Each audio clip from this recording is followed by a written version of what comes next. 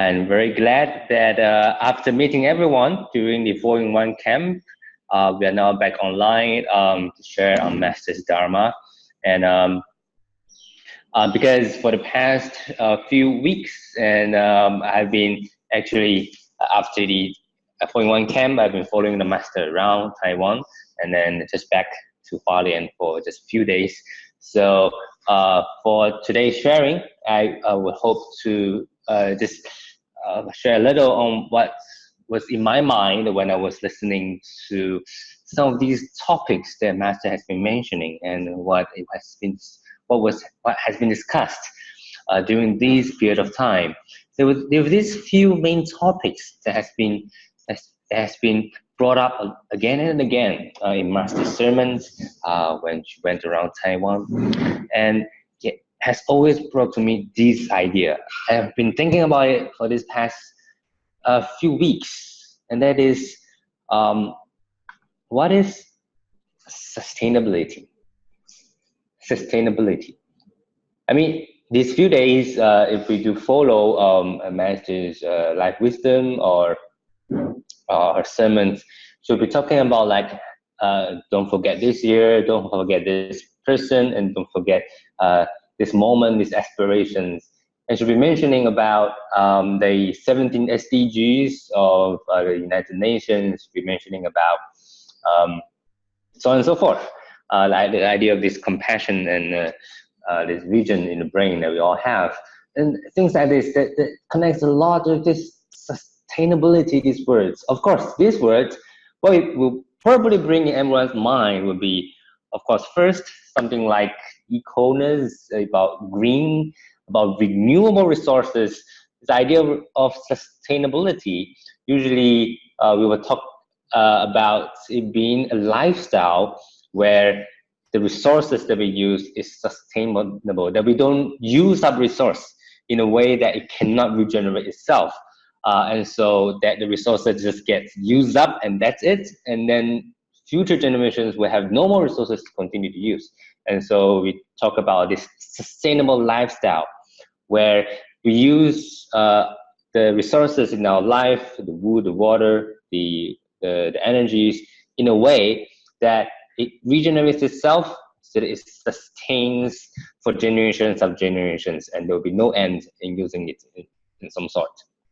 So kind of in general, we will talk about it in this way, and that is also one of the main direction of thinking. When we talk about the 17 SDGs, the Sustainable Development Goals of that's been formulated by the United Nations, which I believe most of us have heard about this before, and that is these 17 different directions and goals that the United Nations have outlined. That includes, like the very top one, first one is no poverty. That we wish to end poverty, that we wish to end we wish to end hunger, we wish to have good health and well-being. So we need to have quality education, we need to have gender equalities, clean waters, and sustainable clean energies, and so on and so forth. All of these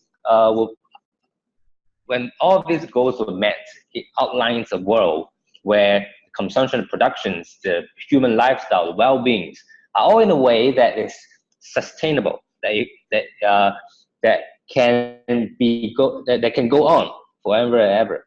That a way that we leave something for our next generations. That this ecosystem, this whole lifestyle can be kept. And why is it this 70 SDGs has been brought up kind of quite commonly in these few days Master's sermons, and also when the guests come in to meet Masters, is because actually our Tzu Chi University was ranked 67 in the Times Magazine's University Impact Ranking in the whole world. In the whole world, we were ranked 67, which is, I suppose, really pretty good. And this impact ranking actually based on the 70 SDGs of the United Nations, and they pick up 11 of it and see how each of these universities have been aligning the running of the universities with these SDGs. And of course, as university that focuses a lot on giving back to society, about charity itself, about compassion, about how to actually serve, dedicating our lives to the community, especially in the well-being and health arena. So in fact, in terms of good health and well-being, of course, that is SDG number 3. Good health and well-being, our university actually ranked 26th in the whole world.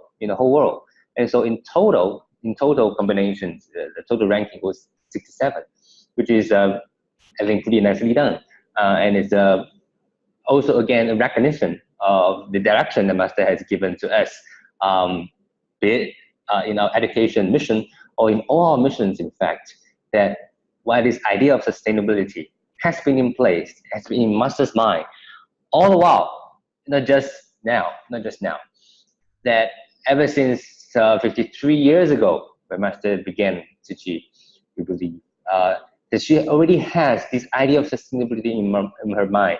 That is not just in this kind of materialistic categories of 17, but very much about how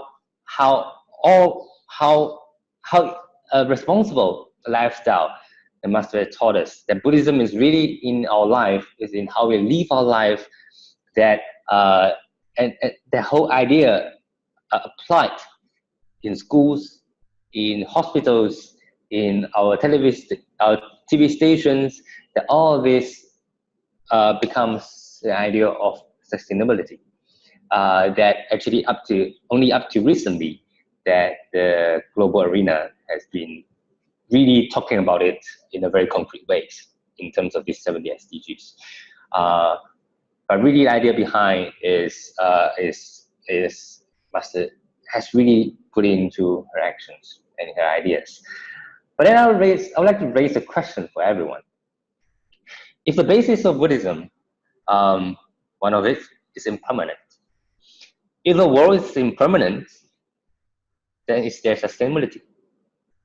What do we mean when we talk about sustainability? Well, since the world is impermanent, right? Then nothing can sustain. Nothing is permanent. Can there be sustainability? And what does it mean when we talk about it? I mean, if we go on further, to think of it in this way, that if impermanent means that, well, there's really nothing that we can do. I mean, everything comes from emptiness, and then it goes from rise, abide, change, and then decay, and then back to emptiness again. Then really there is nothing to sustain, right? That everything just goes back to emptiness, from emptiness back to emptiness. But this idea, what I would say, is nihilism, 断见, that there's really no cause and effect. That there's no what do you call it? The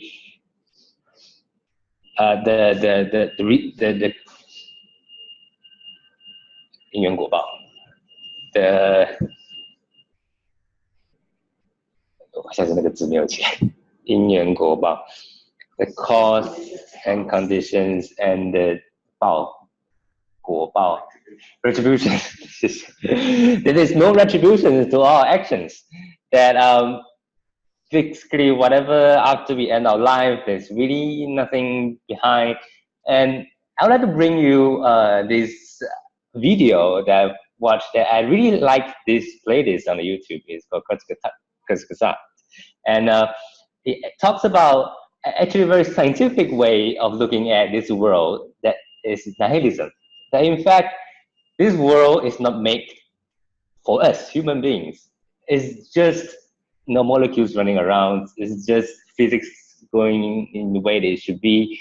It's just scientific laws that runs by itself. That so happens some consciousness comes about, and then there's these sentient beings, humans, that only lives for this tiny bit of time in the universe that really has not so much purpose.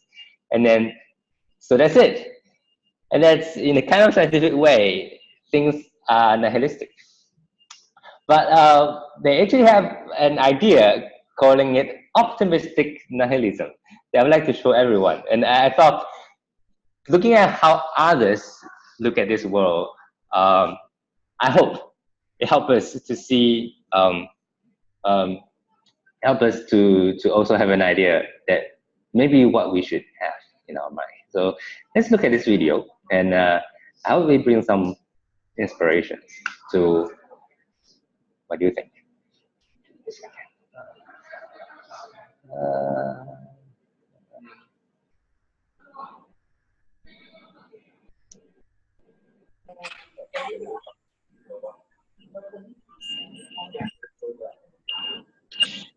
Dr. Linus son, why? Hello.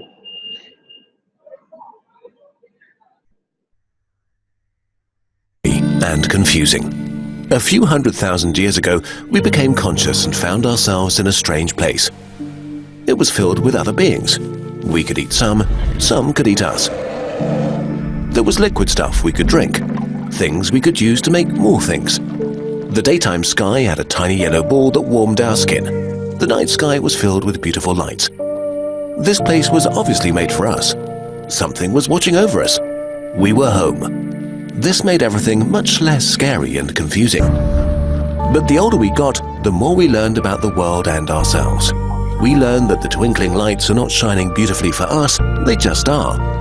We learned that we're not at the center of what we now call the universe, and that it is much, much older than we thought. We learned that we're made of many little dead things, which make up bigger things that are not dead for some reason, and that we're just another temporary stage in a history going back over 1 billion years. We learned in awe that we live on a moist speck of dust moving around a medium-sized star in a quiet region of one arm of an average galaxy, which is part of a galaxy group that we will never leave. And this group is only one of thousands that together make up a galaxy supercluster. But even our supercluster is only one in thousands that make up what we call the observable universe. The universe might be 1 million times bigger, but we will never know. We could throw words around like 200 billion galaxies, or trillions of stars, or bazillions of planets, but all of these numbers mean nothing. Our brains can't comprehend these concepts. The universe is too big. There is too much of it. But size is not the most troubling concept we have to deal with. It's time, or more precisely, the time we have. If you're lucky enough to live to 100, you have 5,200 weeks at your disposal. If you're 25 now, then you have 3,900 weeks left. If you're going to die at 70, then there are 2,340 weeks left. A lot of time, but also not really. And then what? Your biological processes will break down, and the dynamic pattern that is you will stop being dynamic. It will dissolve until there is no you left. Some believe that there is a part of us we can't see or measure, but we have no way to find out. So this life might be it, and we might end up dead forever. This is less scary than it sounds, though. If you don't remember the 13.75 billion years that went by before you existed, then the trillions and trillions and trillions of years that come after will pass in no time once you're gone. Close your eyes. Count to 1. That's how long forever feels. And as far as we know, in the end, the universe itself will die and nothing will ever change again. Our videos induce existential dread in many people, and the last few minutes probably haven't helped. So for once we want to offer a different way of looking at these things, an unscientific, subjective point of view, the philosophy of Kurzgesagt if you want. Please take it with a grain of salt, we don't know any more about human existence than you do. We counter existential dread with optimistic nihilism. What do we mean by that? Well, to summarize, it seems very unlikely that 200 trillion stars have been made for us. In a way, it feels like the cruelest joke in existence has been played on us. We became self-aware only to realize this story is not about us. While it is great to know about electrons and the powerhouse of the cell, science doesn't do a lot to make this less depressing. Okay, but so what? You only get one shot at life, which is scary, but it also sets you free. If the universe ends in heat death, every humiliation you suffer in your life will be forgotten. Every mistake you made will not matter in the end. Every bad thing you did will be voided. If our life is all we get to experience, then it's the only thing that matters. If the universe has no principles, the only principles relevant are the ones we decide on. If the universe has no purpose, then we get to dictate what its purpose is. Humans will most certainly cease to exist at some point. But before we do, we get to explore ourselves and the world around us. We get to experience feelings. We get to experience food, books, sunrises, and being with each other. The fact that we're even able to think about these things is already kind of incredible. It's easy to think of ourselves as separated from everything, but this is not true. We are as much the universe as a neutron star, or a black hole, or a nebula. Even better, actually, we are its thinking and feeling part, the sensory organs of the universe. We are truly free in a universe-sized playground. So we might as well aim to be happy and to build some kind of utopia in the stars. It's not as if we found out everything there is to know. We don't know why the rules of the universe are as they are, how life came into existence, what life is. We have no idea what consciousness is, or if we are alone in the universe. But we can try to find some answers. There are billions of stars to visit, diseases to cure, people to help, happy feelings to be experienced, and video games to finish. There is so much to do. So wrapping up, you've probably used up a good chunk of the time available to you. If this is our one shot at life, there is no reason not to have fun and live as happily as possible. Bonus points if you make the life of other people better. More bonus points if you help build a galactic human empire. Do the things that make you feel good. You get to decide whatever this means for you.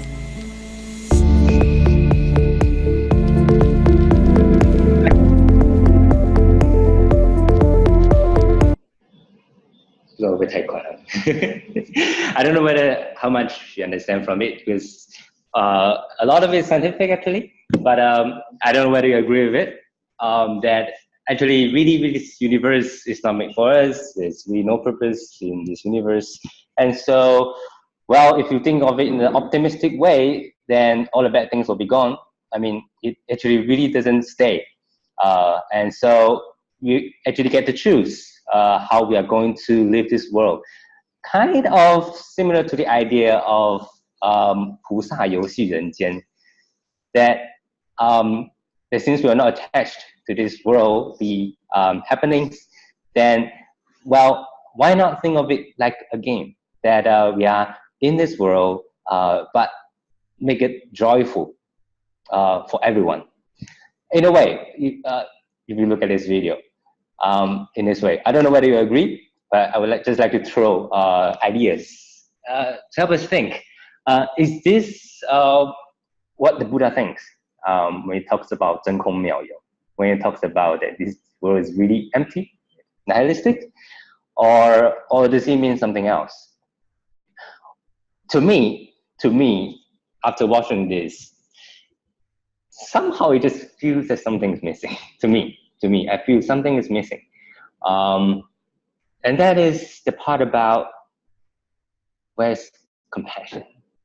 And where is that great vow that we should have? You know, the Bodhisattva path that, when we talk about that the world is nihilistic, that there's really actually no purpose in it, then so you can really just enjoy whatever you want to do. Sometimes it just feels kind of a bit more selfish in the end. Of course, it talks about that if you can bring happiness to others, then it's a bonus. But then it being a bonus as compared to that it's actually really a purpose in life, that it's that this compassion is great vow that the Buddha has been teaching us. It's something that at least personally I feel is actually very important. It's very important to in fact very central to the meaning of my life and to the purpose of our direction. So how do we fill up this gap? And where should this compassion, this great vow come from? In fact, Master has been mentioning in her trip around Taiwan, again and again, that she heard of this a scientist, also a brother, came in to meet her and shared that actually in all sentient beings, in all organisms, there is this part of the brain, somewhere here actually, deep here, that is the region of altruism and compassion. I also posted some links here that later I will share the PowerPoint. And feel free for the scientific people out there that if you would like to read the papers on these topics, feel free to take a look at them. They actually talk about that if you have more gray matter, and that's part of the brain, a very major part of the brain. The more gray matter you have, the more altruistic you are. That means how you would actually how much you will put others before yourself.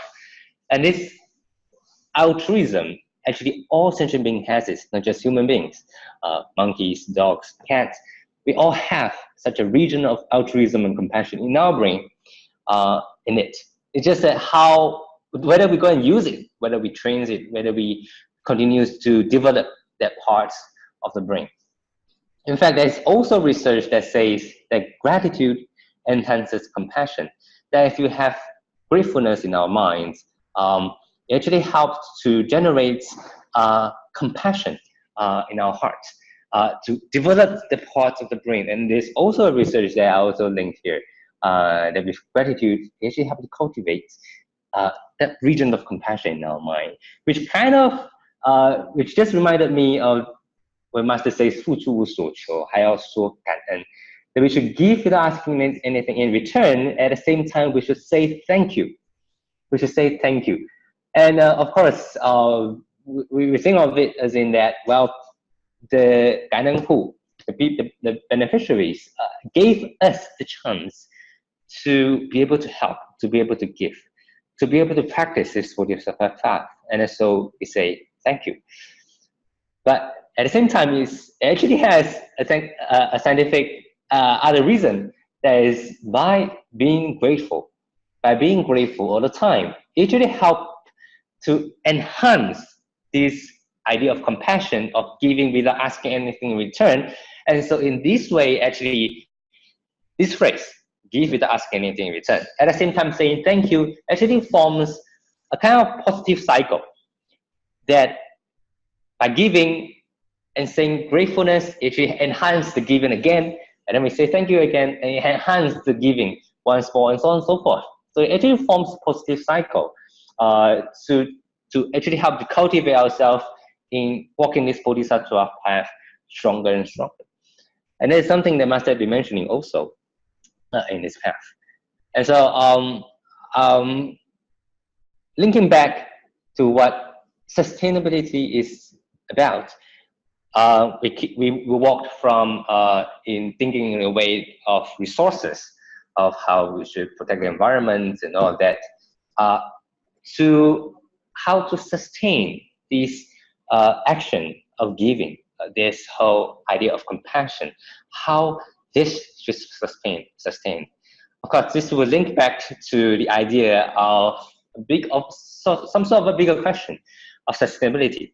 That is in the idea of continuation of Tzu Chi itself. How should Tzu Chi continue?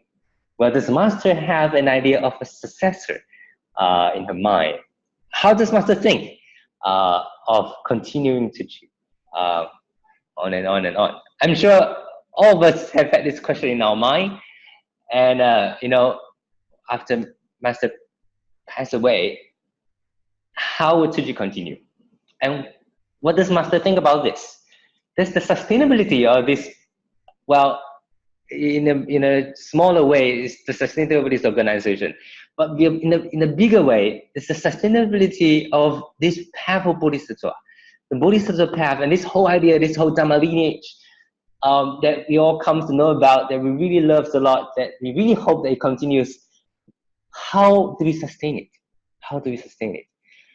And this question, I was very glad that I actually got to hear part of this answer in 2015. And you can actually go back to Nali Zhuji on year 2015, the 4th chapter, on September the 5th. Feel free to look at this day Master's sermon. And I was very glad because 2015 was also the year that I come back to the abode to vow to be a pure practitioner. And I was at this occasion listening to this directly myself. And I was really inspired when this happened. So I translated this as much as I can. And pardon me for a lot of words, but I really like to share what was Master's reply? Where there was this guest from overseas, his name is called James, Mr. James, that came to ask Master this question. So what is your plan in how to, in continuing Tzu Chi, in passing down Tzu Chi on and on and on and on? What is the Master's plan? And Master replied, well, there's really no special planning whatsoever, actually. That she didn't really think so much. As in, no, she didn't really think so much about it. But she says, with a sincere heart and focusing just in the present moment, and naturally, people have followed, and people are learning the spirits, and they will pass it down, and they have actually done it better, exceeding expectations from Master, and that's really about it. That focusing on the current moment, people follows and will pass it down, and that's really about it. And then, of course, Mr. James with a lot of question marks asks again, so how do you make sure that Tzu Chi will continue the same way? I mean, after Master is no longer around, I mean, people will change, and then, so how do you make sure that Tzu Chi will continue in the same way that you wish it to be? And Master says, well, the sun rises, will continue to rise. I mean, even if one person is no longer around, the sun will continue to rise. And think about it, what makes up Tzu Chi today is also not done by one person, which really makes a lot of sense, that this Tzu Chi world that we are talking about, in fact, when every time a Master receives any recognitions, like awards and things like that, Master always says that this award does not belong to Master Cheng Yen herself only, but really it's an award to recognize the whole Tzu Chi world. It's everyone that has made this possible. That Tzu Chi itself today is not done by just one person. So the sun will continue to rise. Everyone will continue to do what they have done, actually, for the whole time. In fact, Master continue. She said that she has never left Taiwan before, but Tzu Chi over the world has been developing this way vibrantly. I mean, if you look at our brothers and sisters in Malaysia, or in Singapore, or in US, or in whatever, in all countries that you are in, Master has never been with you. So in a way, Master has never been around, right? Which is kind of in a way that, it's kind of the same as how when Master passed away. The idea should be the same. That since Master has never left Taiwan, has never been to Malaysia, to Singapore, or to US, to Australia, to all these places, but yet, Tzu Chi has developed to be what it is today. So, which means it can continue. It is able to sustain. And Tzu Chi is possible. It's because it has been possible, and we have done that. And it's not done by just one person. It's really every one of us. That Buddha nature is in every one of us. What Master did only is inspiring that Buddha nature in all of us, and that is what has made Tzu Chi to be right now. So Master says that she actually doesn't need to plan for the future people. She doesn't need to plan that she needs a successor, doesn't need to do anything very much for Tzu Chi to come. But she just sees this moment that she has and make sure that she do it right. Just like, she even gave an example that is very interesting. Just like a father, a parent could plan all he wants for their kids. That my kids will have, she will study, in medicine school, she will become a doctor, and then I'll leave, this certain amount of inheritance to him, and so on. So we can plan whatever we like for our kids. But whether our kids really follow this path is really, really depends on them. There's really nothing too much we can do about it. We cannot strangle their neck and say, why do you follow the path that we have laid for them? But it's really up to them whether they really like to follow that path. And the same idea is here, that how the future disciples of Tzu Chi were to continue really actually have nothing to do with the master already. You only have to focus on the present to let everyone understand what the Tzu Chi spirit is all about. So that is why she wakes up every morning at 3:30 a.m., even earlier, to preach the Dharma, so that focusing on the present, only actually what you really need to do is just continue to preach the Dharma to make sure, to hope that all Tzu Chi disciples we understand the idea very thoroughly. And so that is why she says that she's most joyous when she sees all the Tzu Chi people over the world doing good in a way that we give without asking anything in return, that we are already alleviating suffering in this world, and so on and so forth. That I think that these things are already running, that all these works are already running, and that's the most joyous of what Master is saying. And Mr. James replied that indeed, that what he sees is that if you want a company, to the employee to work like this, long hours, you've got to pay a lot. But yet, seeing our Tzu Chi volunteers, they really work so selflessly, non-stop, and that's truly amazing. Master says, indeed, I mean, Tzu Chi people, all the disciples, they really dedicate completely their life, and that is the power of selfless great love, and that's the power of that vow, 自愿力. I like this word a lot. 无私大爱的自愿力, the power of great love, of selflessness, of that vow, that will continue on and on and on and on. And to myself, I actually have this very direct feeling of this continuation, this sustainability, when we left Mozambique after Cyclone Idai. I mean, after the emergency relief periods, we are gone, we have left, and of course, to the people or to the distribution ground, it's back to emptiness. I mean, after all the distribution that looks all like this, a lot of people, a lot of materials, and then a lot of hecticness, and then distribution, sort of food giving out. After that, really, the ground will be empty again. And sometimes we look back and, for a split second we thought, has anything really happened? Was it really true? Was it really real? That past 56 days that have been there, was it really real? I mean, if you look at the ground of Mozambique, there isn't really much proof of what has really happened. Is it really real? And so, from emptiness to these four phenomena of rising, abiding, and then disappearing, and then back to emptiness, is there anything left? Is there anything left?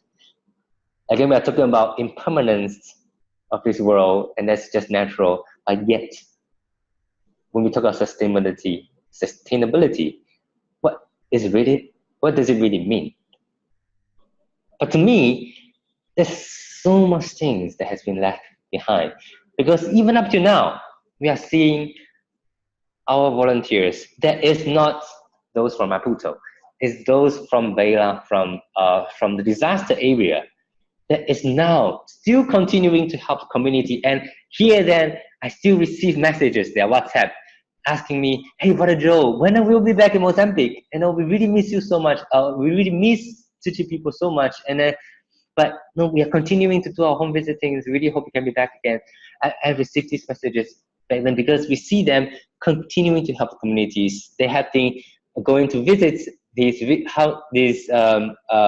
vovos, they call it vovos. It means the grandfather, grandmothers, elderlies that have received the tools that we given them, but they have not had the means or the strength to build their own house. So these youngsters, volunteers, they go and find these elderlies and then build a house of that in just one day. They are able to finish such a hut, and then they put the 不会床, the portable beds, and the blankets that we have, and it becomes a very comfortable and very heartwarming house for many of these elderlies. And we see these photos they have taken, not just one. This is another grandmother. The house is already like this, but with their care and love, they are able to rebuild such a very simple hut for them, and then again with our fufei chuang, foldable beds and blankets, it just feels so heartwarming to them. And the seeds that we have given to them is already grown so tall, and it's really going to provide for them. And then they have even distributed to the police, to those. Mas somos de agradecer bastante a esse gesto que a vossa organização fez para nós. Pelo que, colegas, sai! Of course, the police were very. Excelentíssimo senhor administrador, pelo gesto a que fez parte da empresa ou a instituição que neste comando, as ordens. Muito obrigado. Muito obrigado. Yes. Mas, thank you so much. And they really say that no, they have been protecting countless distributions for various agencies, but they never thought that someone would actually think for them. And Tzu Chi is really the only organization that have thought about them, and they really present the deepest respect, and they're willing to serve community, to serve the community. And things like that, and we actually see our volunteer training continue to go on. And we actually watched a news just very recently, and it really touches my heart that the continuation there is just amazing. Let's have a very quick look.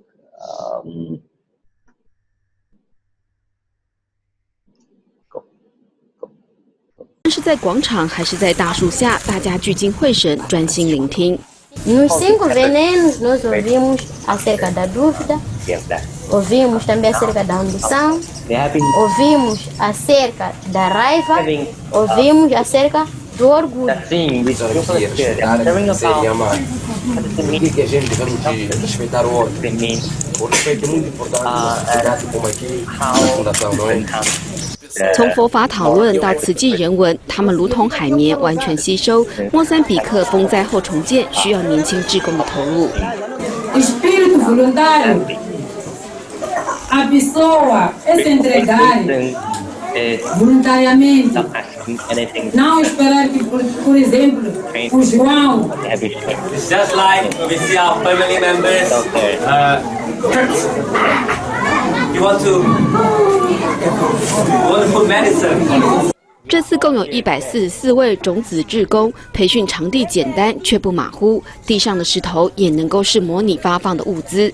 慈济人常说的感恩、尊重、爱更是重要。不论是在发放还是在访视，他们将会是推动转变的新力量。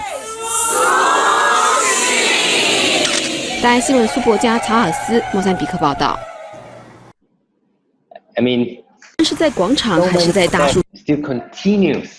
There's 144 young people there still continue to not just volunteering in a charity, but continue to learn Master's Dharma, continue to share with each other the ideas of Tzu Chi. And that really touches me a lot. Of course, I didn't go to Mozambique again. Those footage was from previously when I was there, and sharing about how Tzu Chi came about, sharing about bamboo bank, sharing about all these things. And all this continues up to now. And so when we talk about sustainability, to me, this is the important sustainability that we are talking about. And what Master says that with each step, the lotus blooms, 步步生莲. What Master says, 步步生莲.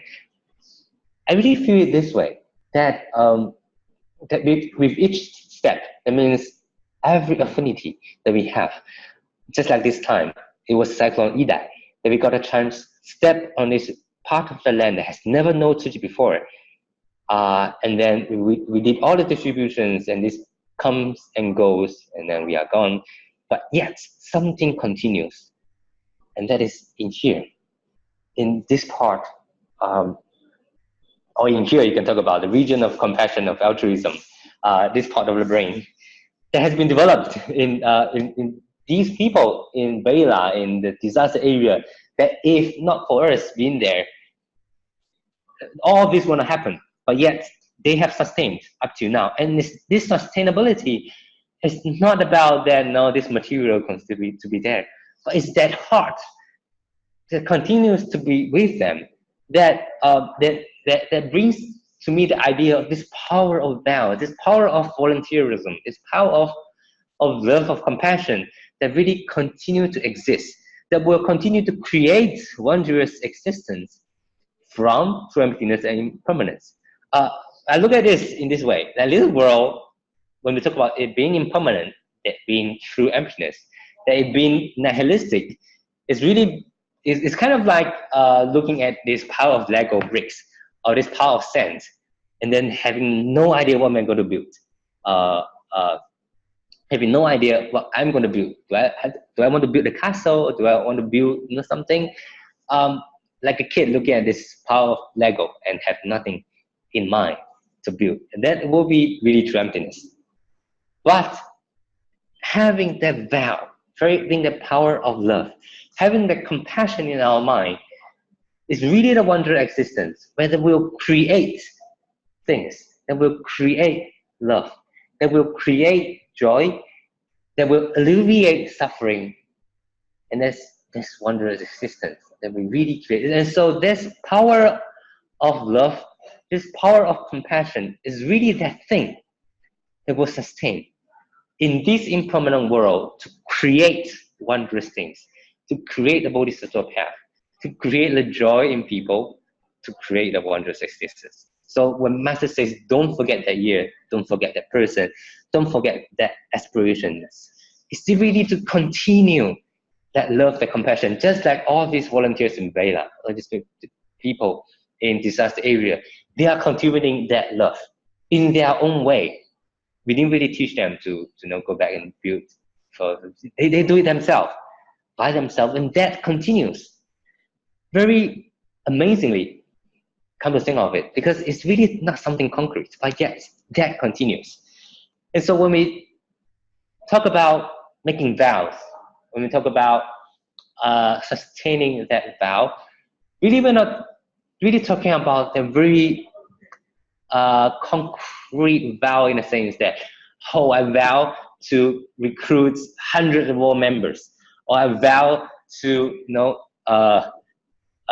Pusas 大招生, that we would have 100 more million of 1 more million members for Malaysia or for Singapore, and these concrete vows. When we talk about these vows, it's really like the feeling of like walking, step after step, 一步一步, that we cherish every single moment, that we continue on and on and on and on, 常识修, 无间修, 尊重修, that it's as usual. 如常 is another word that we hear a lot nowadays. And the power of 如常, the power of being as usual, that all of this just continues as usual. Isn't that sustainability? 如常, this documentary, I really encourage all of you. Of course, I don't know whether you will go to Malaysia or other places, but if it actually got a chance to go there, please go and watch it. Walking Dharma, as usual, this whole idea of being as usual, that Tzu Chi volunteers, they vow to walk until their last breath. But really what they are doing is just so ordinary and so as usual, that every day they just go to home visits, every day we just go to recycling stations, every day in our life, it's just how we do it. Being as usual is really so powerful. It's really so powerful. And so I probably have this, but I feel this video is really so powerful. I like to show this, that when someone asks Master, what does she really wishes to take Tzu Chi to? Does she already have a goal, vow, a direction in mind when she actually do all this? And that's how much. 其实啊，我会说，用化成来比喻呢，就是说，开始我是慈善工作，以慈善呢来积极人迄个爱。 所以，祖先的完成，那也是一站的化身。And the completion of it. 这因为呢，这种的方便已经把人带上来，这种的爱心开启人爱之门，让爱心门 already generates that love and compassion.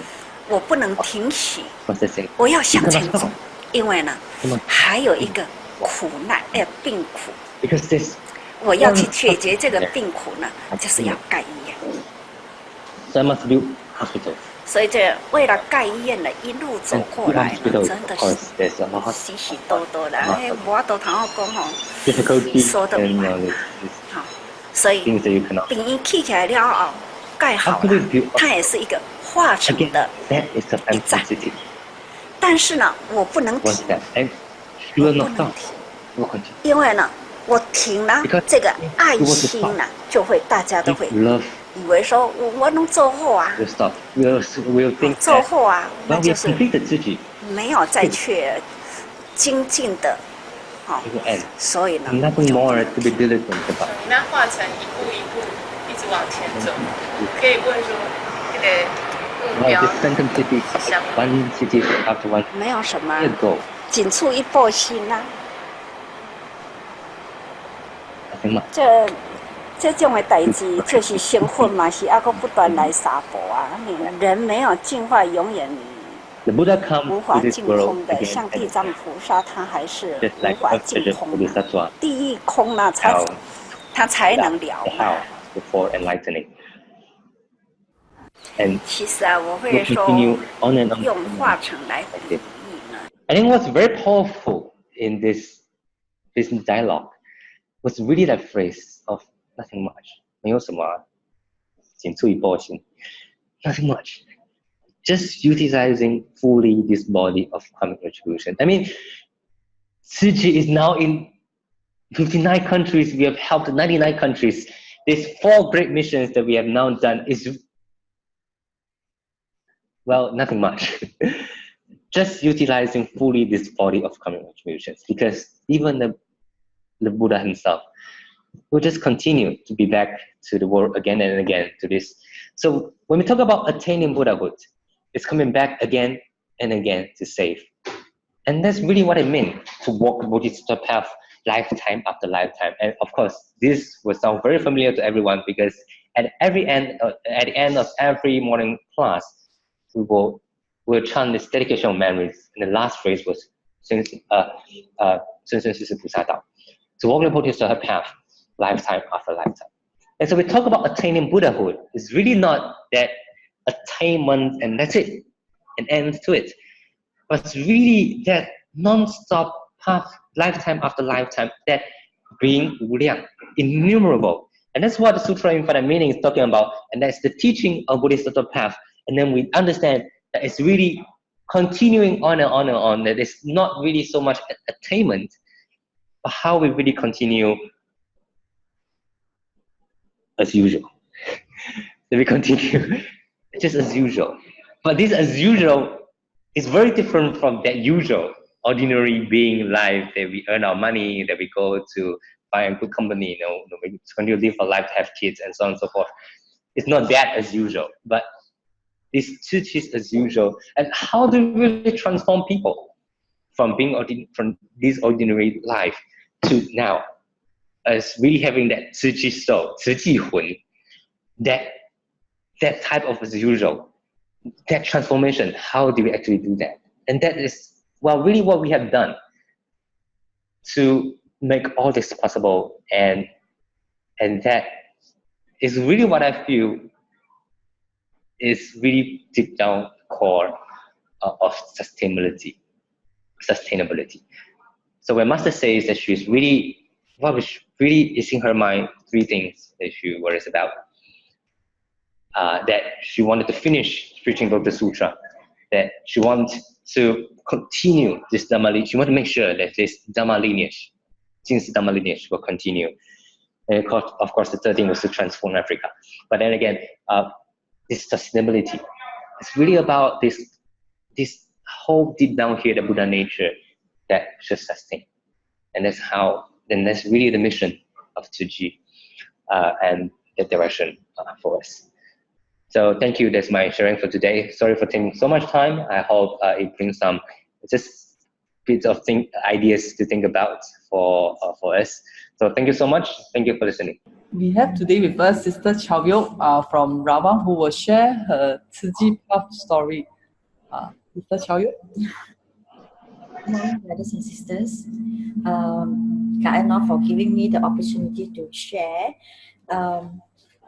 When I was told to do this sharing, I asked myself how much I have done.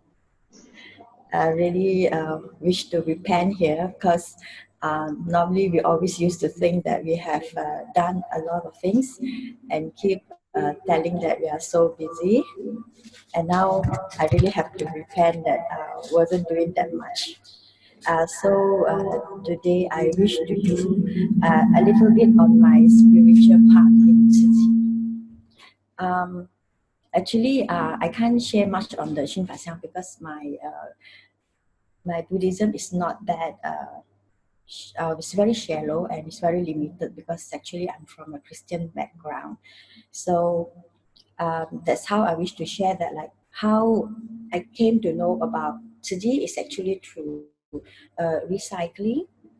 And during the recycling period, I attend a lot of Tzu Chi training, and Master words is always very touching, and I find that all her work is very useful to me because when I was in the age of 6, I had this thought come to me and ask me, why am I here?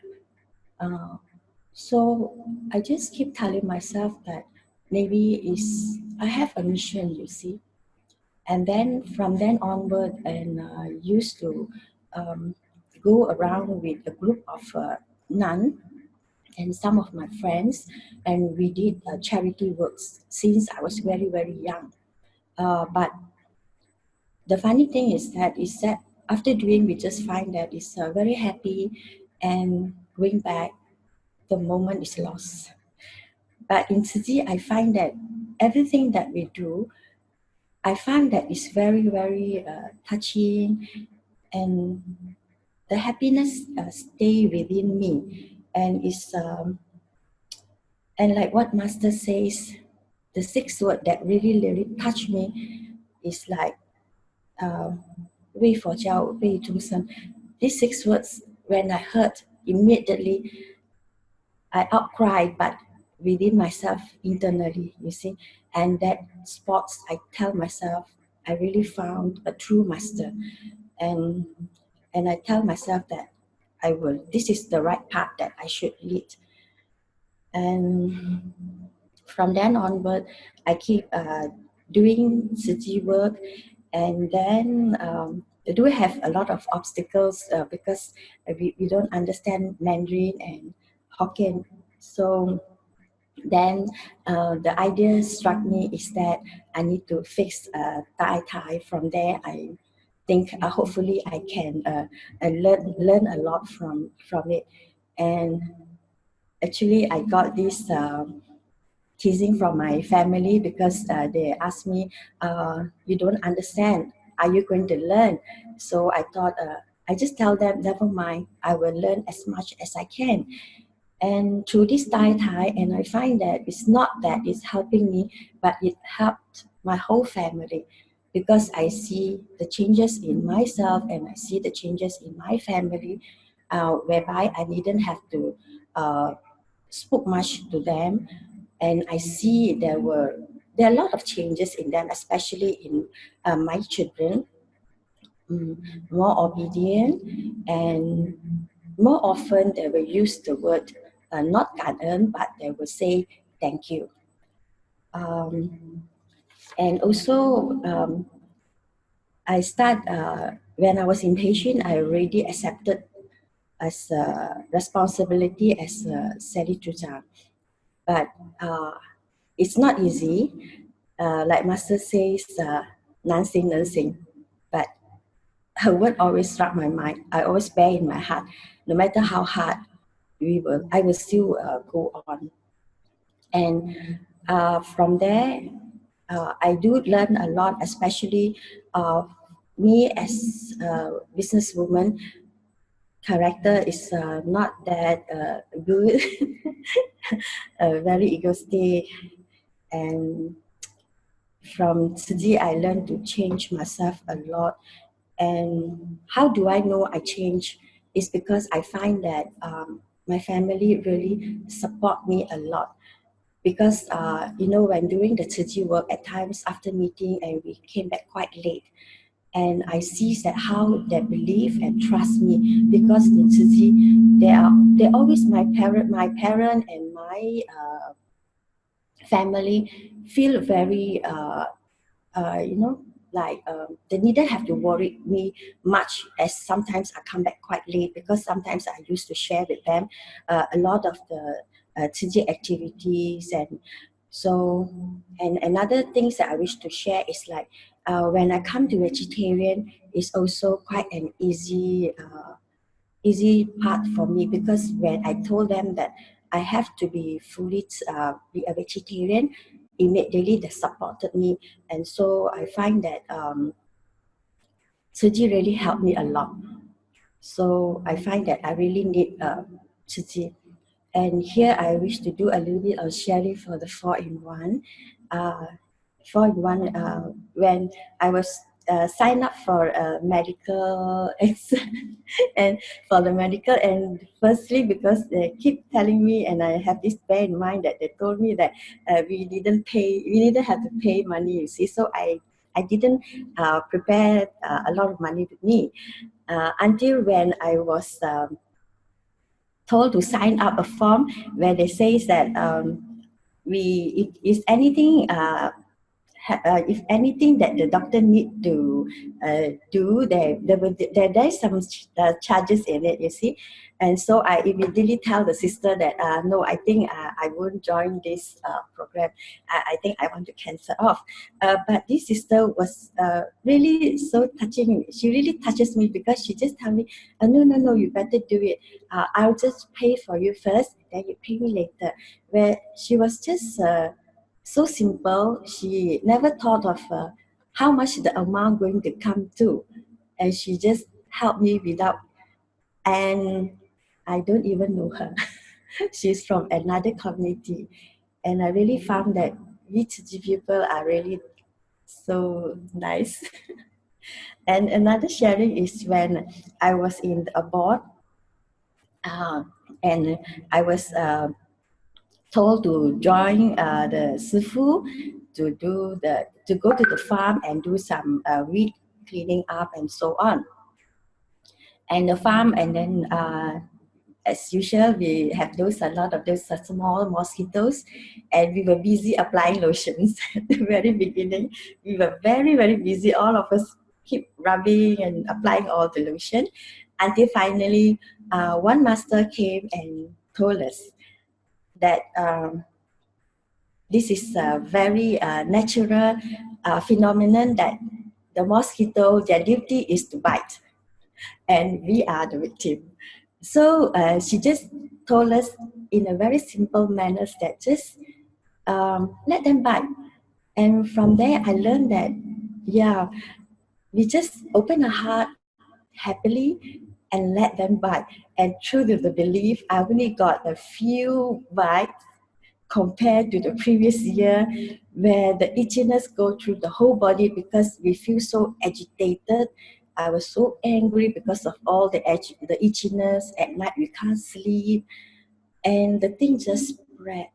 So this is like the Dharma, you see. The bad thing really spread very fast. So from here, I really learned that we have to be open our heart and be simple. I think that's my sharing. Okay, thanks, and Gan En for giving me the opportunity. Gan En. And this sister Chow Yoke, she is very selfless. We know that she is very not busy at community, even though that couldn't speak Mandarin yet. She undertake the responsibility of this Jie Zuzang.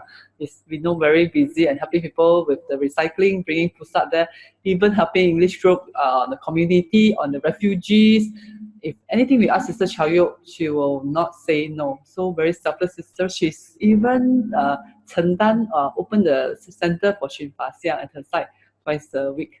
Very humble sister. Okay, over to Brother YuPing for comment. Thank you, Sister Chow Yoke, for the sharing. It's really amazing, the part about how you actually overcome the itchiness from the mosquitoes. I think there's actually deep Dharma in there, like how the mind actually makes our suffering even more suffering. But when we can actually open our heart and actually even put compassion in it, that well, the mosquito need to eat. But I mean in a way that from our heart, what we generate in our hearts is no longer that hate, the anger from their bites, but just putting it, let it go, or just receiving it in a very natural and calm way. And when that happens, that suffering that comes from it actually became much lesser, as like what Sister Chow Yoke has shared. And I think this idea could really be applied to many things in our life, that this mind can really be trained, and how we can reduce our suffering from really opening our hearts. And really the things that's really happening around us are just affinities. They were just affinities that the conditions, the circumstances that we have met. But it really doesn't have to mean that we need to suffer, from it. We get to choose how much we feel from it. So thank you so much, Sister Chow, sharing. Welcoming everyone again to come back to the abode also, to experience this environment, this big family. Thank you so much. Thank you so much for sharing.